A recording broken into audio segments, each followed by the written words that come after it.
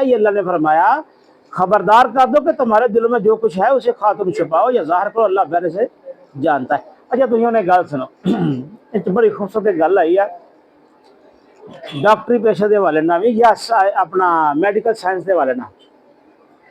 मैं इसके उत्ते काफ़ी दिनों तो गौर कर दिया, कल राती भी जिक्र किया, अज फिर वो आए तो इस तरह भी आ गई। लोगों को खबरदार कर दो कि तुम्हारे दिलों में जो कुछ है उसे तुम छुपाओ या जाहिर करो, अल्लाह पहले से जानता है। दिल, फिर मैं पढ़दा गौर करो यार, दिल वाले ना गल, तुम्हारे दिलों में जो कुछ है उसे खा तुम छुपाओ या जाहिर करो, अल्लाह पहले से जानता है। गोया के दिमाग च नहीं दिल च भी कुछ होंदा है। ये समझते हो ना कि मेमोरी यादाश्त दिमाग जो पूछते कि यार मेरी यादाश्त कमजोर हो गई है, कहते जी कि नहीं कहते कि केड़ी यादाश्त कमजोर, तुम दिमाग की गल करते कभी दिल की यादाश्त क्या कमजोर हो गई है। गोया मालूम होया कुरान मजीद तो पता चलता है कि जो अल्लाह तबारक जगह जगह फरमा रहे ना, तुम दिल तो सोचते जे, क्या तुम दिल तो नहीं सोचते। इतने भी आया कि तुम्हारे दिलों से जो कुछ है, गोया कि दिल मेमोरी रखता है, यादाश्त रखता है। तो मेडिकल साइंस में वेखी तो देखा कि मेमोरी यदि जी है ना, दिल की मेमोरी दिमाग तो कोई शाही नहीं हैगी, दिमाग तो कोई शाही नहीं हैगी, दिल मेमोरी रखता, यादाश्त रखता। ये उत्ते किसी दिन अं पूरी तरह लैक्चर देंगे कि दिल किस तरह मेमोरी रखता है, किस तरह यादाश्त रखता है। ये कुरान दसदा है, मैडिकल साइंस चाहे तो हकीक कर दी है कि यार दिल की जी गल आती है बार बार है गल दी, इतने भी अल्लाह ने क्या कहा तुम दिल च छुपाओ या जाहिर करो। जाहिर तुम कितों कर देगे जो तुम अंदर दिमाग सोचता उस तो बाहर नहीं है। दिल सोचता है, दिल भी सोचता है, दिमाग भी सोचता है, लेकिन दिल भी सोचता है। तो जी चीज़ सोचता है वो मैमोराइज होती है, वो यादाश्त रही है।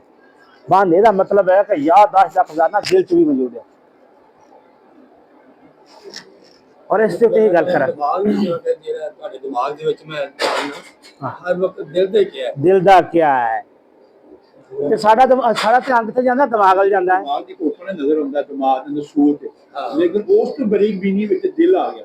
दिल दी मेमोरी जड़ी है वो भी दिल मेमोरी रखता है, यादाश्त रखता है। ये अल्लाह देखो बार बार हाँ तुम छुपाओ या जाहिर करो, अल्लाह बहरहाल से जानता है। मेरा दिल नहीं मानता, ये हुण तुहानूं सारियां गल्लां याद आउणगियां कि ये दिल दे हवाले क्यों गल करदे हैं। मेरा दिल नहीं मानता, हाँ दिल दा ही होता है साहब। हाँ जी, हाँ दिल दा ही आंदा है, बिल्कुल सही। ज्यादा होता दिमाग का घट होता नहीं। कोई वजह है कि क्योंकि मैं सारी जिंदगी मेडिकल लाइन में रहे हैं और दिल्ली पढ़िया, ठीक है, दिल के दिमाग भी और सब तो जरा आम जी चीज़ है ना। मतलब मैं जरा एक दूसरी साइड से हट जावांगा कि हार्ट का अल्लाह ताला ने ब्रेन सिस्टम बनाया है और बेसिकली उस ब्रेन सिस्टम का जरा नाम है ना कंडक्शन सिस्टम होता है साढ़े हार्ट के अंदर, ठीक है। तुम देखा है कि अक्सर जो कोई मसला होता है किसी में खुदा ना खासा हार्ट का, वो डॉक्टर कहते हैं अंदर करंट नहीं आ रहा, वो की करता है कि छोटी जी मशीन ला दिंदा इत्थे, और हार्ट के ब्रेन को मैसेज दिंदी है कि अपने दिल की धड़कन को नॉर्मल कर, वो बैटरी की लाइफ होती है, हम कहते हैं पेसमेकर। तो उतो तुम यह कहो कि वो मतलब दिमाग खराब हो जाए ना, मतलब प्रॉब्लम आ जाए, वो वास्ते भी दवाइयां ने। इस तरह दिल का जो दिमाग है वो प्रॉब्लम हो जाए, वो भी दवाइयां ने, मतलब वो खाने वाली भी दवाई है, चलाने वाली भी दवाई है। और तुम अक्सर देखा है कि जो कोई जानवर जिबा होंगे, अक्सर देखा है जो जिबा करके हार्ट दे दो, जिसम डेड हो जाता है, ब्रेन खत्म हो गया होंगे, लेकिन दिल वाला चल रहा होंगे। इस तरह जो जानदार कोई भी है, चाहे जानवर है चाहे इंसान है, अल्लाह ताला ने एक सिस्टम ऐसा बनाया है कि बाकी वो जी दिल की मैमोरी है ना, वो ब्रेन का मुकाबला नहीं कर सकती।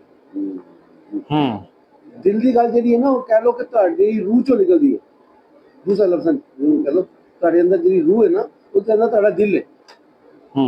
जो उन्हें तुहानू मैसेज देना है, तुहानू सलाह वाली साइड से लियाना है, वो तुहाडा वो दिल है जरा उन्हें कन्विंस करता है इस मामले में। अल्लाह ताला दी यार बहुत ही कह लो कि वो